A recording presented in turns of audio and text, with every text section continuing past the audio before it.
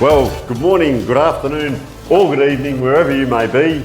We're back, the big season, round one. My name is Tony Neill and I'm assisted by Sean Jackson this evening. How are you, Sean? I'm good, thanks, Cowboy. How are you? I am sensational, mate. We're going to share with the viewers what's on tonight's show, but just a little disclaimer, folks. It was reported last week I had missed due to I'd actually had COVID. Now, there's a lot of difference, Sean, between having COVID and being in close contact. Put two and two together. The Queen had COVID, the Prime Minister had COVID. I was only a close contact. Now, sometimes when you meet in certain circles, you were hanging with the Queen? I'm not saying that. I was a close contact. There is a difference. However, what have you got? There's a bit of news about COVID.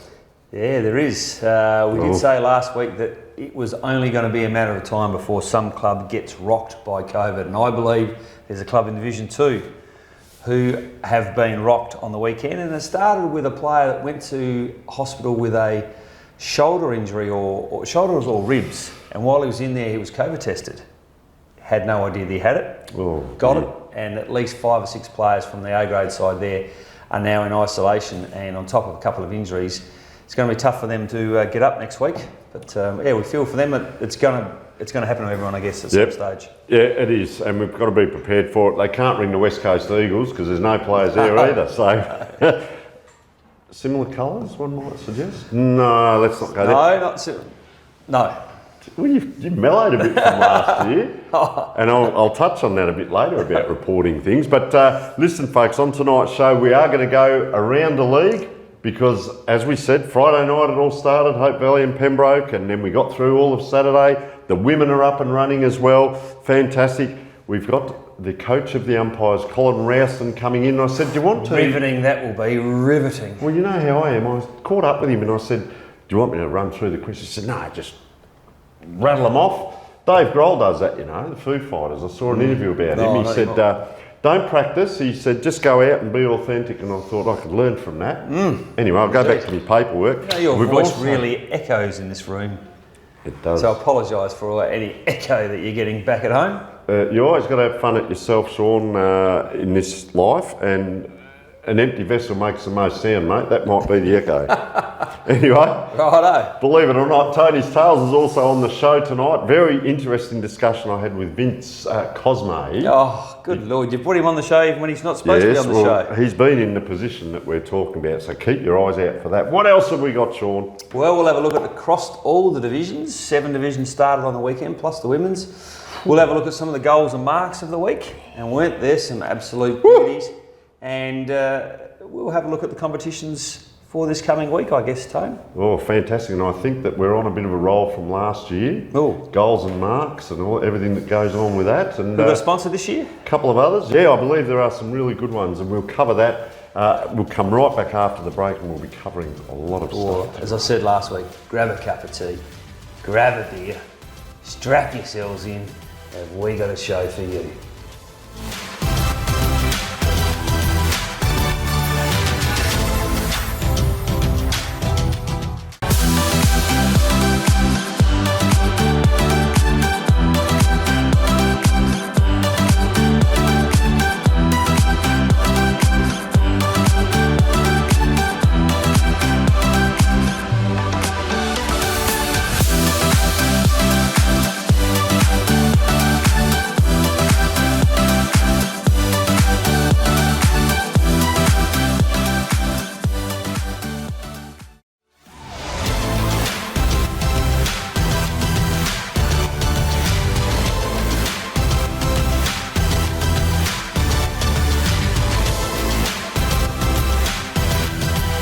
Welcome back, folks, and thanks so much to the Moseley Bar and Grill, one of our broadcast sponsors. Very appreciative.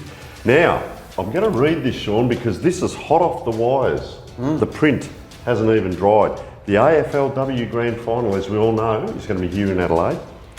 So it's going to affect some of the teams in the women's competition, perhaps, if they want to get along. So this is what's been written. Clubs are welcome to collaborate and agree to reschedule their match to allow those interested in attending the AFLW Grand Final, and it's given us the opportunity to do so. Our position remains consistent. If the competing Adelaide football clubs wish to reschedule, we're okay with it. Now the letter does go on a little bit about juniors haven't started yet and so on, so there might be ovals available on Sunday, etc. The last part, and the rules are in there, and everyone gets a copy of this sent out to each club anyway. But the last bit is, again, if both clubs agree, we will forego the need to provide 7 days notice, yes, as listed. They won't have so 7 very days important. notice. That's it. Terrific. What else you got there? Oh, well, I've got a new competition that's been started, and I think every club will want to be involved in this, and this is courtesy of the Police Credit Union. $5,000 is the prize, Oh, and geez. very, very simple competition. All you've got to do is head to policecu.com.au/kickstart/, and I think we'll have that on the bottom of the screen. Complete the entry form. All you've got to do is upload a photo of your club and place your vote. It's that easy. And the $5,000 prize can be used for anything from upgrading club grounds, uniforms, training programs, whatever you like. Well, not whatever you like, but something to do with the footy club. So we thank our major sponsor there, Police Credit Union, and all the registered clubs of the Adelaide Footy League are invited to enter the competition. Entries close 30th of April. The winner will be announced on the Police Credit Union's website, policecu.com.au, on the 9th of May. Good luck to all the clubs. That is a fantastic little competition, that. 5 gorillas for nothing. Police see you. Did they see you on the way here today, Sean? Oh, Goodness gracious, you might be on a couple of cameras. Rightio, 9 News Live. Thank you so much for their help as well. They went out to Henley Sharks. Oh, hope they've all been tested. That's all Oh, I can hello. say. Hello. Hope they've all been tested. So Tom Wren and the 9 News crew headed out to Henley Sharks last Thursday, and thanks to Police Credit Union, a $500 cheque was given to the club. Rowy's roost didn't go off. We have to keep working on this kicking. So it didn't go off. Tracy Marks and Ethan Miller kicking the footy into the bin and trying to win $1,000 each. Good kick normally, Big Heath. So poor effort, Heath. You're better than that. Geez, be honest. There it is. And the Powerade Award went to Tom Bingham, who apparently is doing a fantastic job out there as the football director. Good young fella, Tommy. Good mechanic too. Oh, there you go. There's a There's a plug. plug for you, Tommy. Yeah. So keep an eye out on all our socials for the 9 News live club visit throughout the season.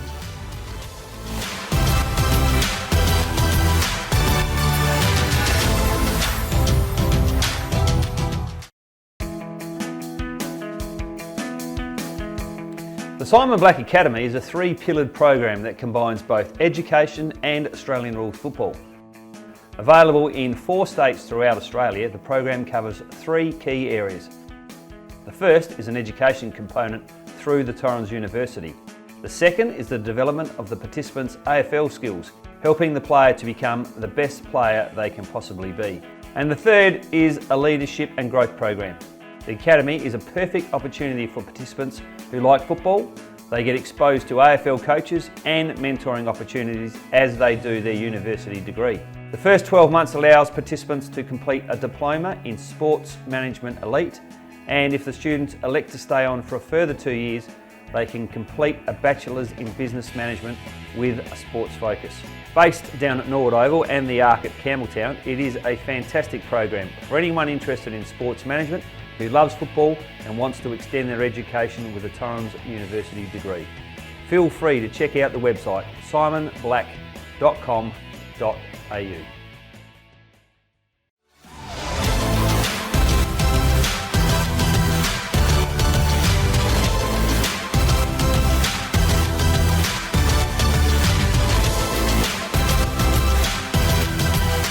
And thanks so much to the Simon Black Academy. I tell you what, wasn't he a favourite of the umpires? And speaking of, Gives what a us little segue. segue. 7 years in the seat, Colin, and you actually walked in here upright, which is always a good sign. On service. Yeah, 2015. Our umpire manager, Colin Rowston, welcome, first of all, to the show. Welcome, guys. Always good to have a chat. 2022. Let's first of all look at a couple of rules. The 666 rule. Have we looked at that yet? Is it something that might come into vogue down the track?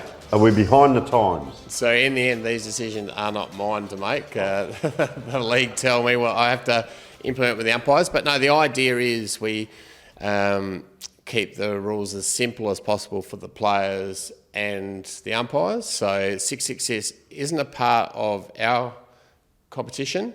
Having said that, we did have a B grade game on the weekend and we were a bit short of umpires, and we got a couple of umpires that normally do Sanford Juniors, and they decided they wanted to implement 666. So A work in progress.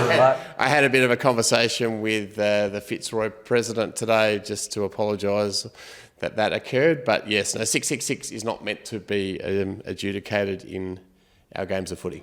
Well, we are only human and these things happen, so we accept that. Fair enough, Colin. And he can go home now, that bloke that's standing over there. That's the Fitzroy. No, all good. Listen. They're understandable. Yeah. So I went to a game on the weekend as well that had the 666 rule as well as last possession rule in the seniors. This wasn't in our league, but in the seniors.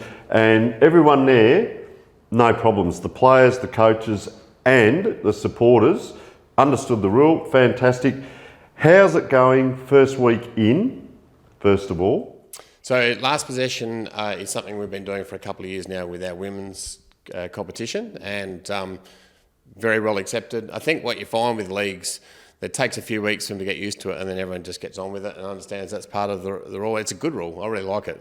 And then this year, it's been introduced into men's B grade and C grade footy, except for Division 1 reserves, where we're providing the boundary umpires. So the idea with the men's games this year is, because all those grades except for 1 reserves, the clubs need to provide boundary umpires.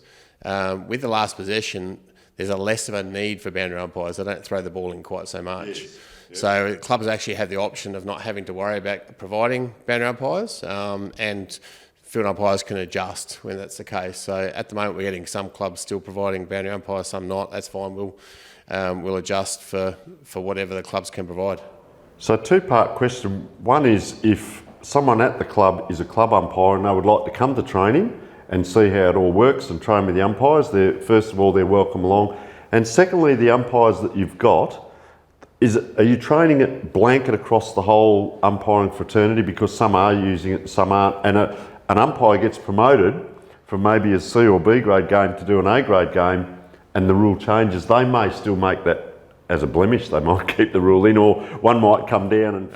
It's not that difficult. At the end of the day, we so a lot of the B grade and C grade games require boundary and goal club umpires.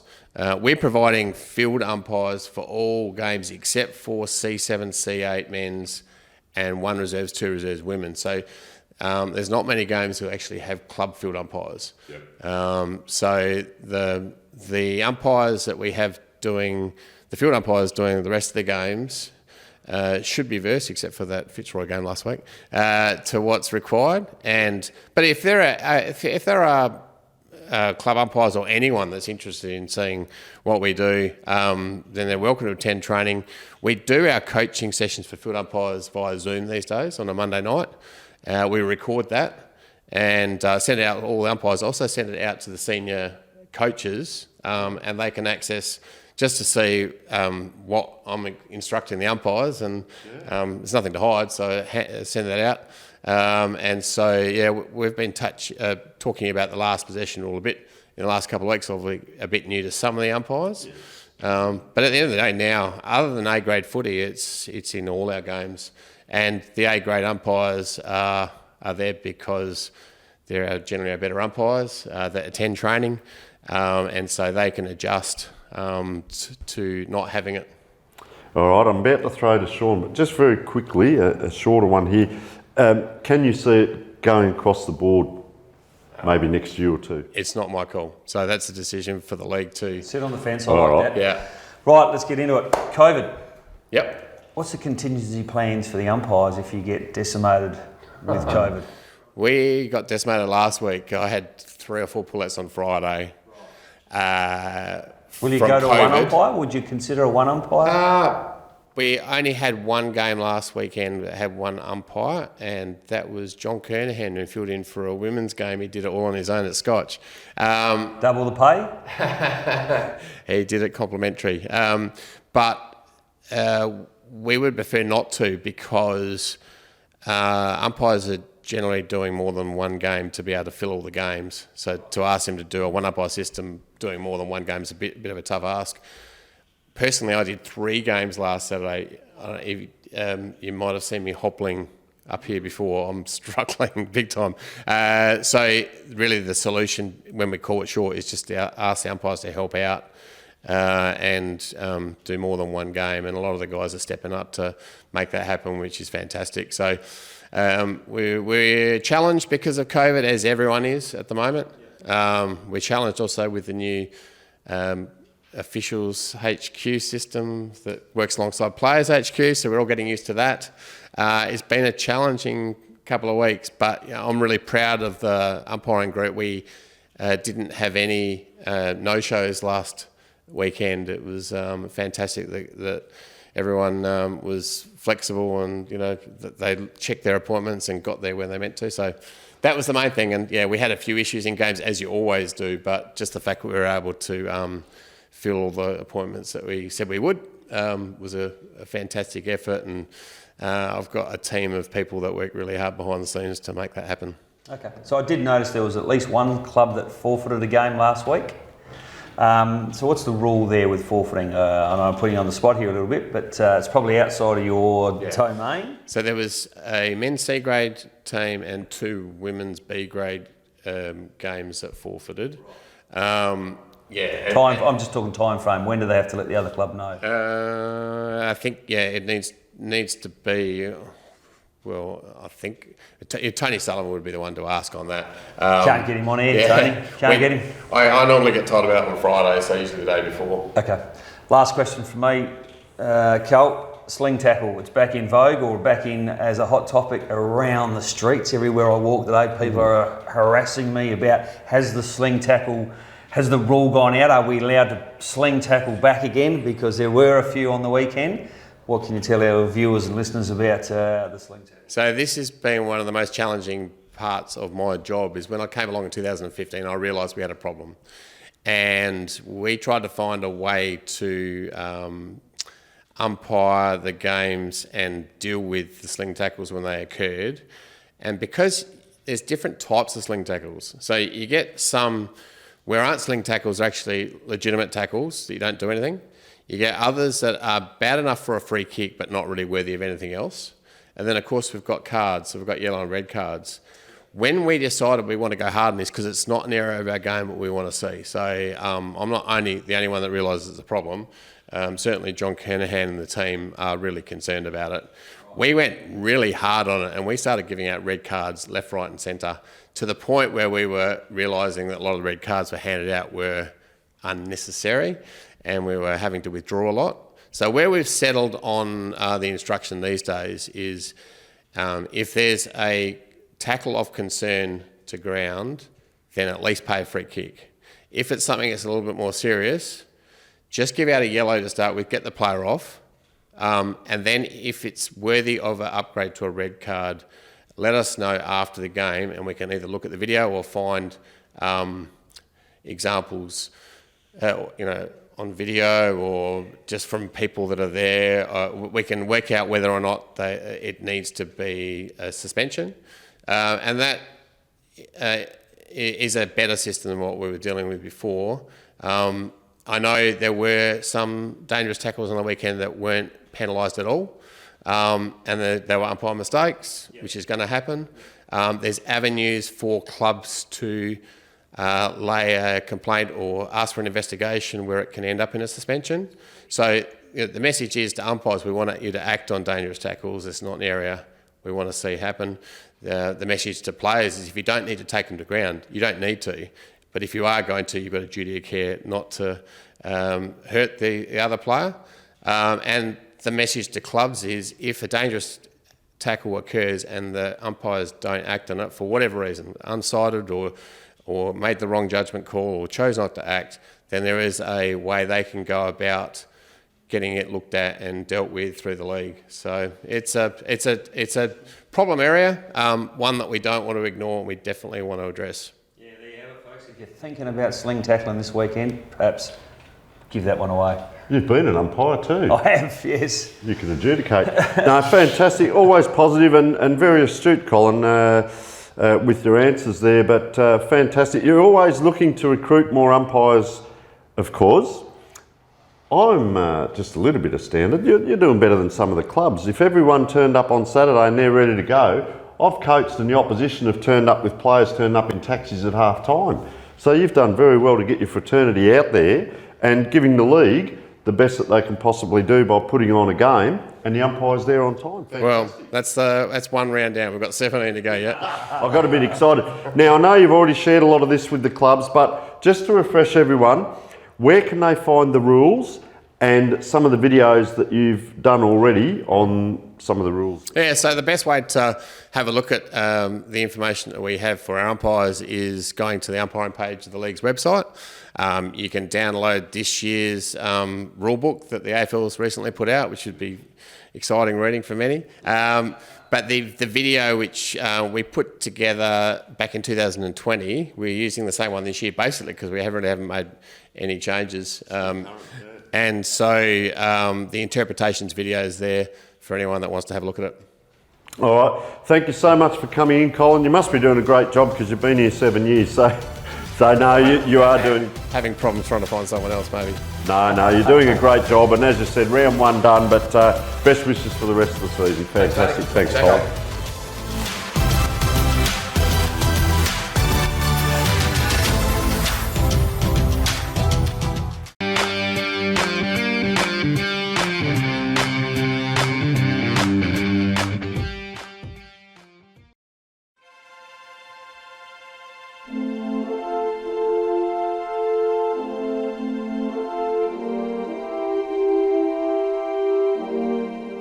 Welcome back, folks. Well, this week on Tony's Tales, we're going to delve into, Vince, a very important subject.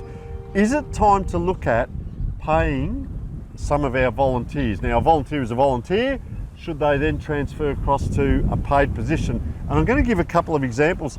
The body of work involved at all levels that the volunteers do. So these are your timekeepers, your canteen, but then you go up into the committee level. You've got presidents, chairmen, committee members and so on. There's a lot of time, energy and effort spent.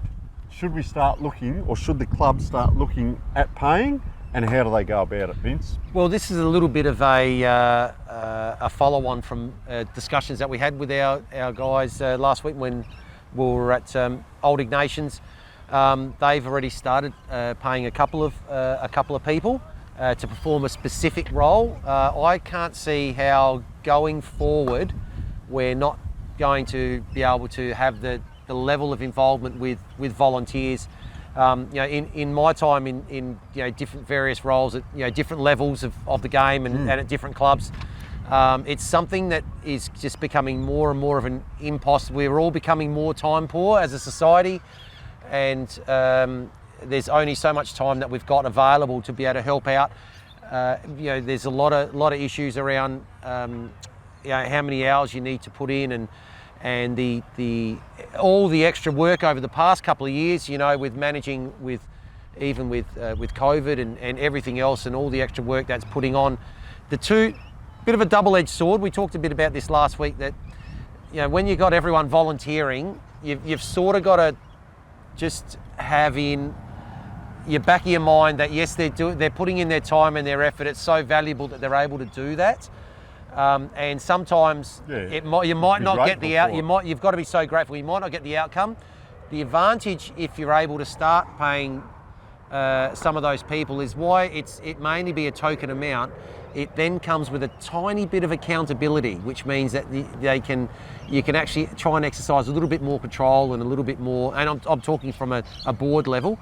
A little bit more control and a little bit more influence over decisions that inevitably are made. But then, how do you actually fund that? I mean, your pies go up $1, your beer's an extra 50 cents a pint. Yep.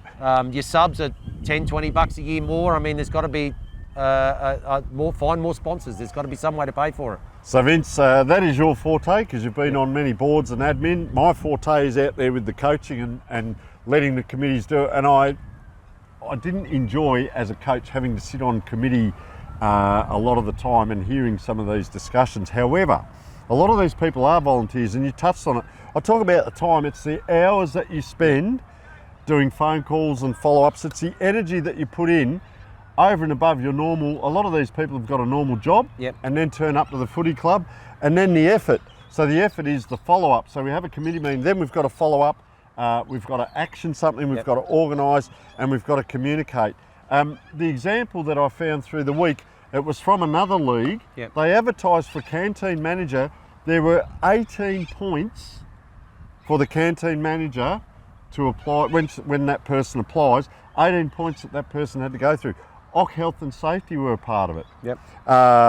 Stock management, and of course the big one at footy clubs, but handling money. But there was a criteria and a list of things that this person had to go through. So, Vince, the roles need to be defined. They need to be defined, and they then also need to be work out what is an adequate remuneration for performing that task.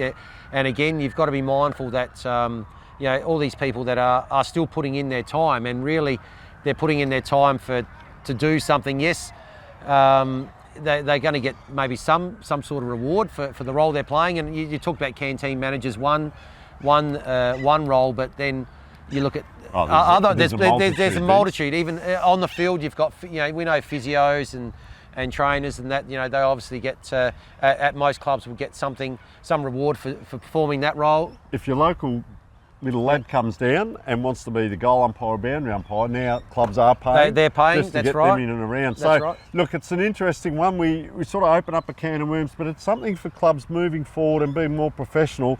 Perhaps need to look at, how, like you said, how many hours a week are we paying? What are we getting back? Return on investment that we spoke about earlier.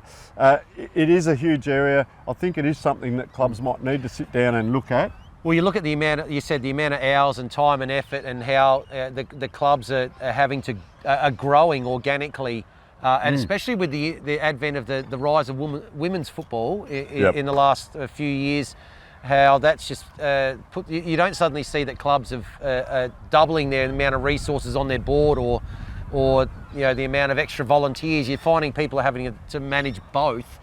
And I'm talking with one club president who made a comment to me only a couple of weeks ago, a Division 1 club president. He said if he wasn't retired, he wouldn't be able to perform the role anywhere near the level that he needs to be on top of everything that's happening at his club. And we're seeing clubs, clubs are great, the traditional, all through all divisions, it's fantastic. It's been footy. It's the transition goes from being a football model to also having a business model. So your football, your coaching, your recruiting, but then you look at how much clubs are paying their players. If you looked at the overall over a week or over a month, and then say, okay, if that's how much we're paying for on-field success, how about we invest something into off-field, and then, okay, where does that currency come from? So look, it's an interesting topic. It's individualised club by club, for sure, but something to think about. So that is Tony's Tales for this week, and we'll be right back after the break.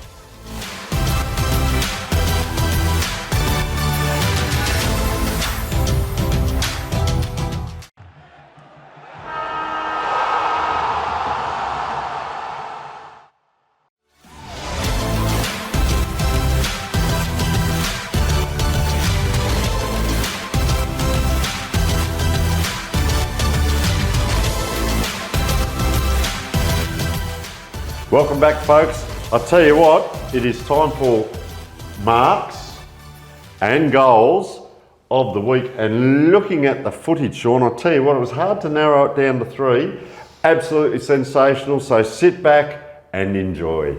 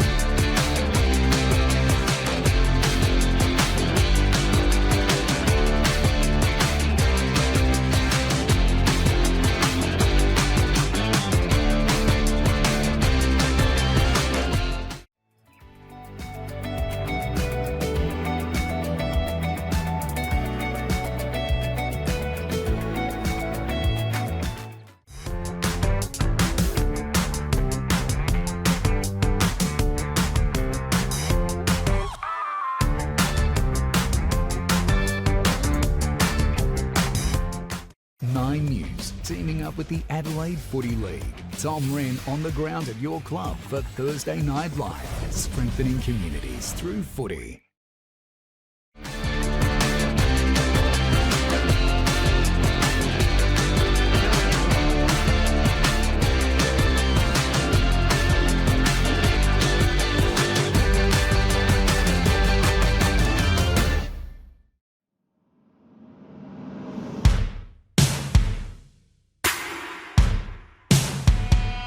But Mahuta goes all the way. Where again, Mahuta? Good grab by Anjana, then Crone late. It's Anjana the grey. Anjana. Hillholders win home best. Life on the wire, Twitchy Frank. Twitchy Frank. Classic legend, Wild Planet kicking back, Crone dashing through, will beat the lot of them, Crone! Laugh-A-Lay's coming out and they reach the line, nearly a dead heat. But this is speedy and professional. Profiteer for Mickey D is going to win easily. Ed and continued to open them up late and won very impressively.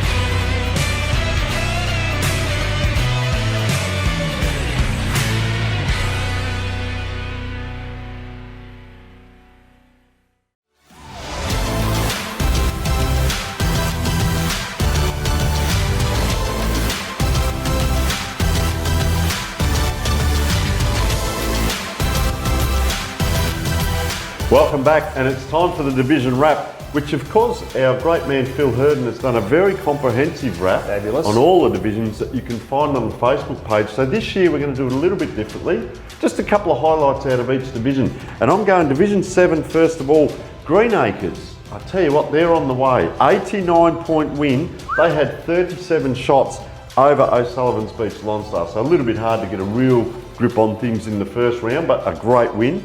Did they not get promoted last year, Greenacres? Didn't they not play in the grand final? Well, they're in Division 7, Sean. Which means they didn't get promoted, so... So, Wakefield Clinic Division 5. For Greenacres, Thomas Tacono kicked 8 goals. Great start of the year. Division 5, Wakefield Clinic, Jeps Cross, 62-point winners over Kilburn. Not far to travel up there, but the other 4 games were only 17 points or less across the other 4. Division 3, Sip and Save. Well, Golden Grove again, Sean, they are going to be super strong. 95-point winners, get this, over Scotch, who came down from a division above. 95-point winners, Lewis Johnson. Big Louis kicked 5, first 5 game. goals.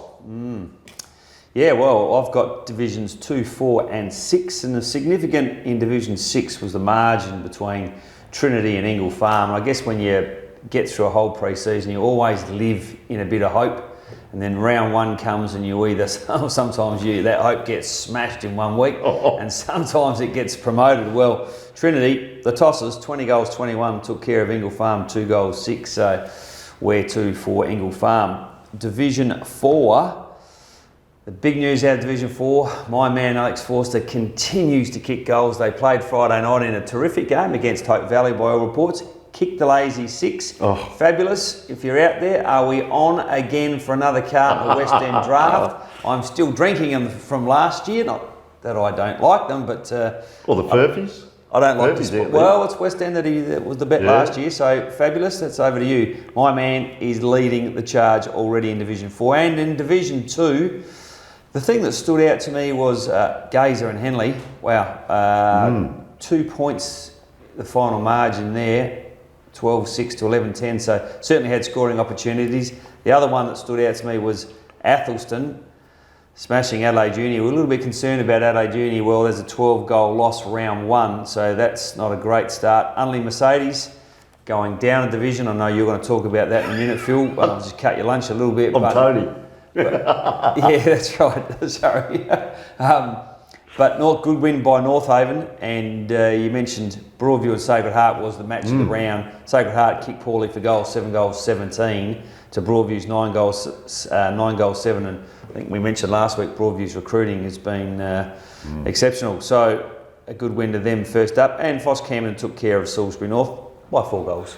Yeah, and they could be on their way as well. Foss Camden, they're always strong up there. But listen, you touched on it, Sean. I asked you not to, and you did. So fantastic, mate. Anyway, well, it's nice of you to give me something to talk about, Tone. I feel like Humphrey the Bear here tonight. That's all right. All right, Vince. Well, listen. I tell you what, it's a good start of the season. But those Division 1 teams that came down, Adelaide Uni went down 73 points against Athelston, which Athelston was the team from a couple of years back that have come down. Now maybe with the new rooms and that, we'll do a bit of a special go and have a look up there at how things are going. They might be on their way back. And only Mercedes Jets with, of course, first year coach, Thompson. Scott Thompson. You put him under the pump last week, I noticed 50 points down. Now's the time to shine, you said. And they've come down from Division 1. North Haven have been promoted up from Division 3, have absolutely spanked them. Wow. 50 points. So I'm going to touch on that a little bit later, just about the new coaches and coaches in general and how they prepare and so on. So, written the Jets off already? Well, I was going to ask you about later on, no one's under the pump yet, surely, as a coach. Scotty Thompson, round 1, gone. No, not Scotty Thompson. Jeez, mate, God. I like my nose pointing in the right direction all the time. Thanks, don't they'll be right. They'll be right. The Jets. And I'll tell you what, big game this week. Division 1, we have Glenunga versus, is it St. Peter's? Is the broadcast game. Correct. And myself, Phil, and Vince are covering that, I believe. The A-team back together. 72. Premiership in the reserves, I believe it is, for Glenunga reunion. So I'm going to get around and interview a few of them. So do it early. Yeah, you're correct there too. So look out for next week, folks. It's only round 1, a long season ahead of us, but isn't it great to get it off and running? Thank you.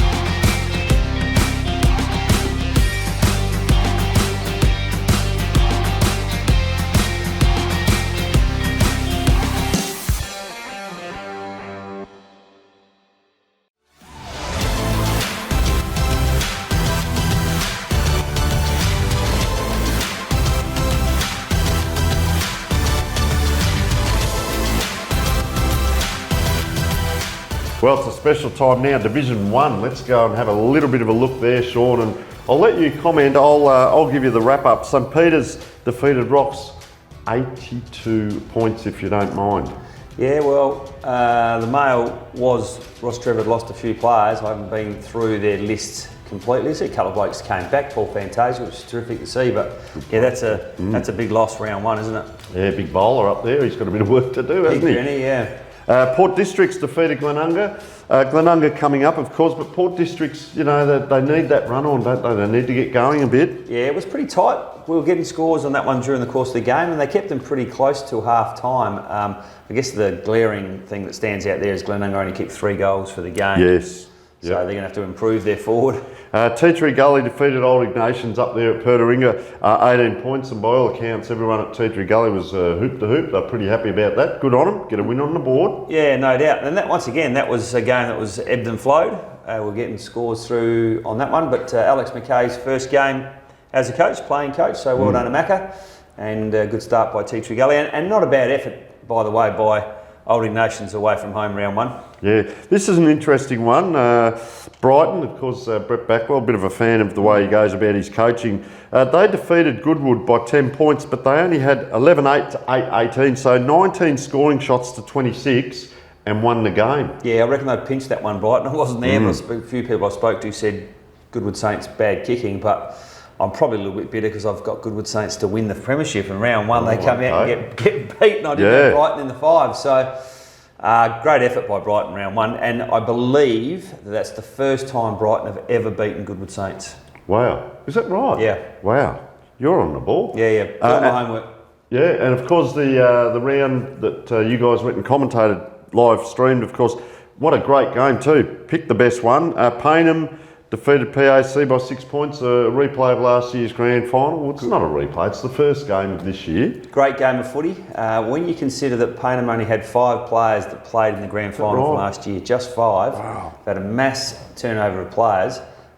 Prince Alfred equally have had a fair turnover of players, but they had 12 that played last year. On the back of that alone, you would have thought Prince Alfred would get the chocolates round 1, and they certainly controlled the game at times.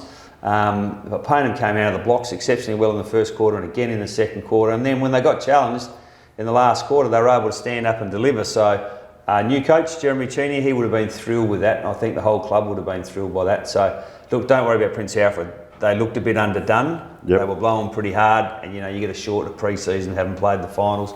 They'll be there when the whips are cracking, no doubt about that. Just an interesting observation. I know when we're commentating, it's sort of hard to analyse the coach on his own, but you're watching a lot of things. But Paynham's had a very successful last couple of years, let's say, playing in grand finals, winning grand finals. A new coach comes in, do you wipe off everything that's there and start again with a whole new game plan, or do you hang on to what you've got and tinker it a little bit? And I'm interested in what you might have seen. Did they switch play, run and carry, just go for it? How did they play? Well, funnily enough, I did notice some stuff out of Woodville West Torrens, and that's where Chance has been the last couple of years, and more so in the lingo rather than the way they played. Okay. He talks T1, T2, T3 instead of forward pocket, full forward, centre forward. Much, that's out of the Sheedy playbook. And why wouldn't you? I'm not being critical at all. He's come out from a side that's won 2 premierships in a row, and he's going to take some IP from there.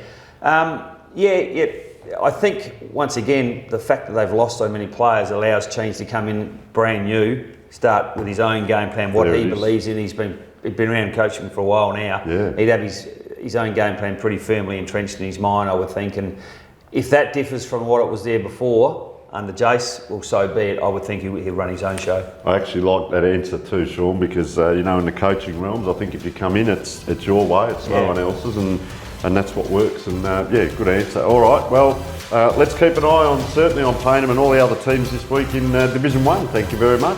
Back after the break.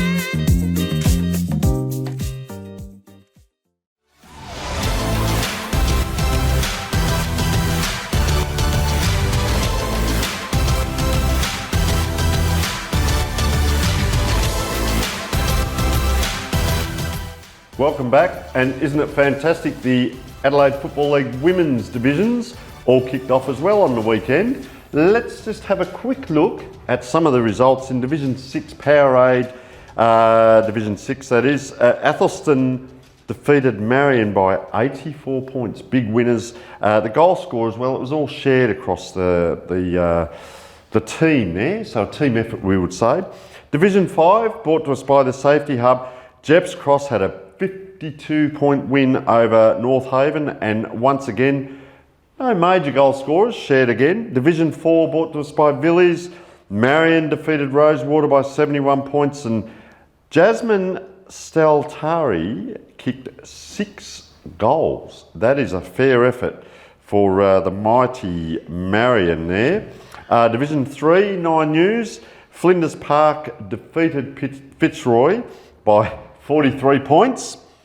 Division 2, Cinderella's Commercial Cleaning and Flinders Uni 71-point win over Gazer, with Victoria King and Brooklyn George kicking 3 goals each.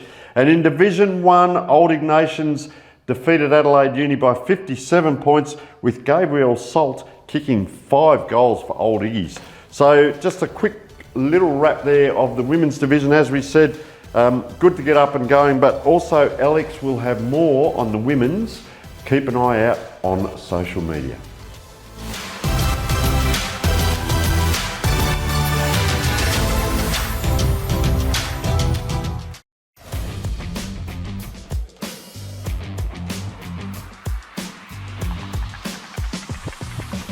Nine Adelaide and the Adelaide Footy League. Teaming up to bring you season 2022. The Adelaide Footy League, strengthening communities through footy.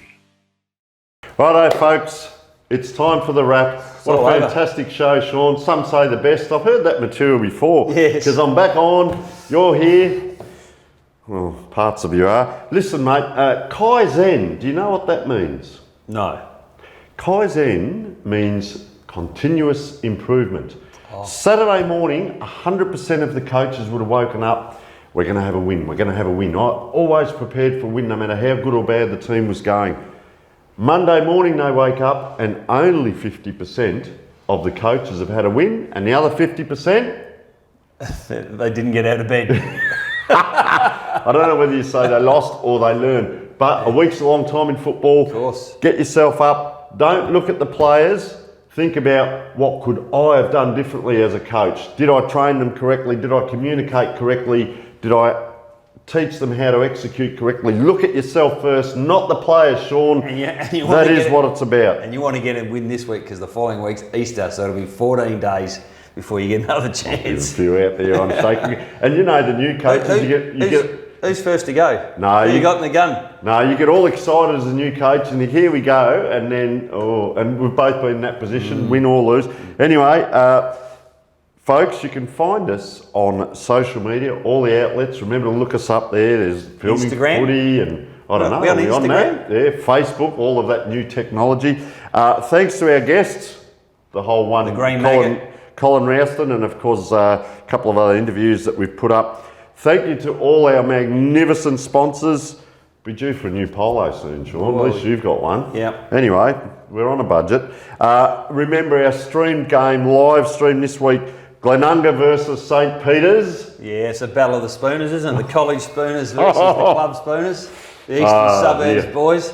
You can't help yourself, mate. There'll be champagne in the rooms after the game for the winners. God help us. I don't know. I'll tell you what, very quickly, I did read a thing about reporting through the week. A very good friend who's reported all over the world, and he said sometimes you do have to do, which is you, I'm the good cop, you're bad cop, but sometimes you have to report on some things that aren't very comfortable about clubs and about people, but it's only for the betterment and give them an opportunity to improve. So there we go. Or just to stir. So with that, remember folks, whatever shots you take in life, may they go straight between the posts.